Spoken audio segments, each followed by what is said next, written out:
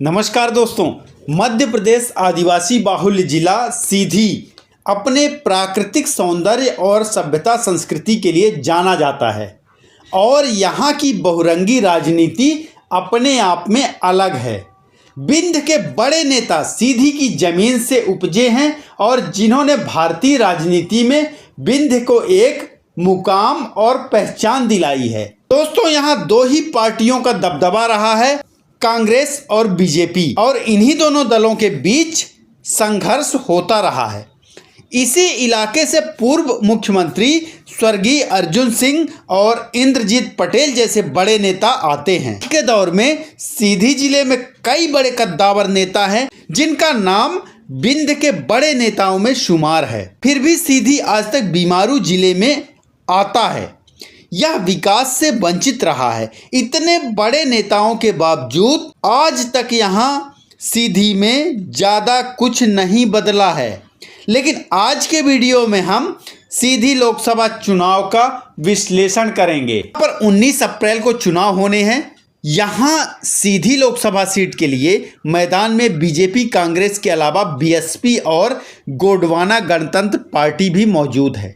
सीधी में 32% जनसंख्या आदिवासियों की है। लेकिन आश्चर्य की बात है कि यहाँ की राजनीति में ब्राह्मण और क्षत्रिय का ही बोलबाला रहा है।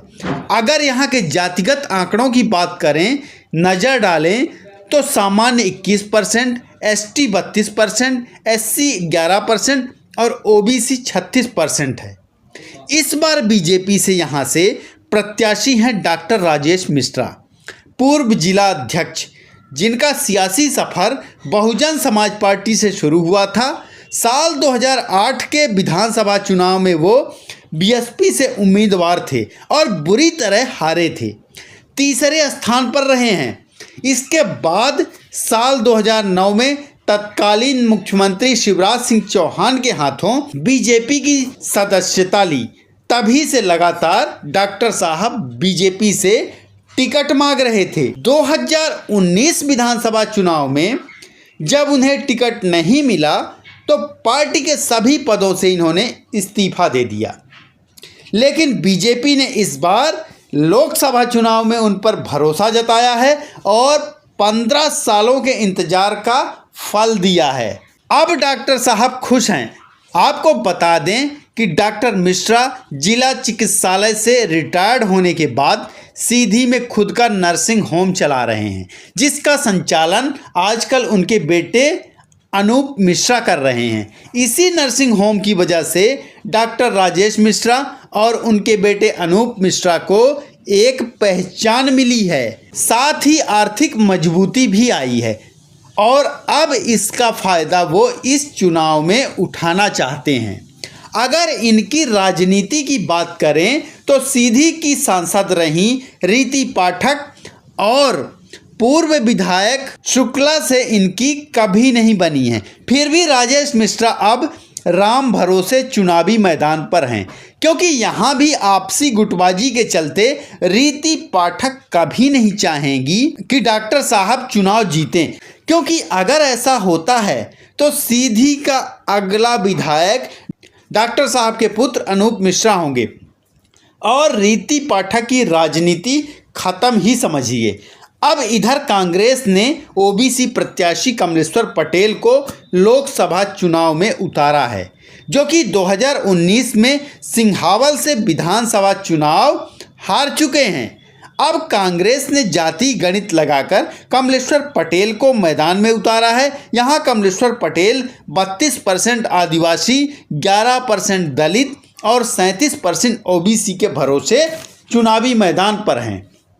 इस चुनाव में खास कमान संभाली है अजय सिंह राहुल भैया ने, जो कि आपसी विरोधी माने जाते हैं कमलेश्वर पटेल के। लेकिन इस बार अजय सिंह राहुल खुलकर सपोर्ट कर रहे हैं और क्षत्रिय वोट खींचने की नाकाम कोशिश में लगे हुए हैं। इन दोनों का तो ठीक, लेकिन कांग्रेस की राह का रोड़ा बने गोंडवाना गणतंत्र पार्टी में अजय प्रताप सिंह, जो कि राज्यसभा सांसद रहे हैं और अभी तक वो बीजेपी के साथ थे, अब अलग होकर जीजीपी गोंडवाना गणतंत्र पार्टी को थाम लिया है। तो यहाँ दलित ओबीसी पिछड़ा वर्ग का कुछ वोट इनके साथ जाएगा और ये कांग्रेस को नुकसान पहुंचाएंगे, क्योंकि गोंडवाना जनजाति कांग्रेस की कोर वोटर्स रही है और अब इनका वोट जीजीपी के साथ जाएगा। तो यहाँ का समीकरण बिगड़ता हुआ दिख रहा है, खासकर कांग्रेस पार्टी का। अब यहाँ का समीकरण आप यूँ समझिए कि अगर जीजेपी के साथ में गोंडवाना गणतंत्र पार्टी के साथ में ये गौड़ समुदाय जाता है जो कि कांग्रेस का वोटर्स रहा है, तो कुछ परसेंट एसटी एससी ओबीसी का वोट भी ये अजय प्रताप सिंह खींच लेते हैं, तो इसमें फ़ायदा रहेगा बीजेपी को होने वाला है, क्योंकि ये सारा का सारा जो वोट बैंक है वो कांग्रेस पार्टी का रहा है। तो यहाँ पर बीजेपी को फ़ायदा होने जा रहा है और कांग्रेस की राह के रोड़ा बन जाएंगे अजय प्रताप सिंह। यहाँ पर राजेश मिश्रा का चुनाव राम भरोसे, मोदी भरोसे और इन अजय प्रताप सिंह के कांग्रेस पार्टी के राह में रोड़ा बनने की वजह से जीतना संभव हो रहा है। सीधी लोकसभा चुनाव के बारे में और इन जातीय समीकरणों के बारे में आप लोगों की क्या राय है? कमलेश्वर पटेल जब विधानसभा चुनाव चावल हार चुके हैं, तो क्या वो लोकसभा, जो कि खुद अजय सिंह राहुल हार चुके हैं रीति पाठक से लाखों वोटों से, तो क्या कमलेश्वर पटेल इस बारी सीधी लोकसभा चुनाव जीत पाएंगे? आप लोग कमेंट बॉक्स पर अपना कमेंट लिखिएगा, अपने विचार व्यक्त कीजिएगा।